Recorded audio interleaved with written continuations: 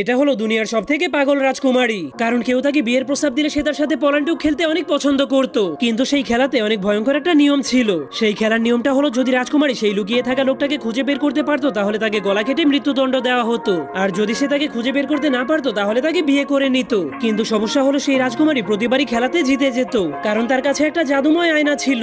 সে তার আয়নার মাধ্যমে সবকিছুই দেখতে পারতো। কিন্তু একদিন একটা ছেলে সেই রাজকুমারীকে বিয়ে করে নিজের ভাগ্য পরিবর্তন করার সিদ্ধান্ত নেয়। সেই ছেলেটার নাম ছিল জ্যাক। তখন রাজকুমারী তাকে খেলার নিয়ম সম্পর্কে সতর্ক করলেও সে তার সাথে খেলার জন্য রাজি হয়ে যায়। খেলার নিয়মটা হলো 3 দিনের মধ্যে তাকে এমন একটা জায়গাতে লুকাতে হবে যাতে রাজকুমারী তাকে খুঁজে বের করতে না পারে। এজন্য জ্যাক একটা মাছের কাছ থেকে সাহায্য নেওয়ার জন্য একটা নদীর কিনারে পৌঁছে যায়। তখন সে ভাবছিল যদি সে মাছের পেটের মধ্যে লুকাতে পারে তাহলে রাজকুমারী আর তাকে খুঁজে পাবে না।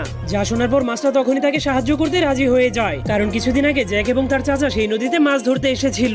ঠিক তখনই তাদের জালের মধ্যে সেই বড় মাছটা আটকে গিয়েছিল। এজন্য তার চাচা সেই মাছটাকে মেরে পানির উপরে আনার জন্য কুড়াল আনতে চলে যায়।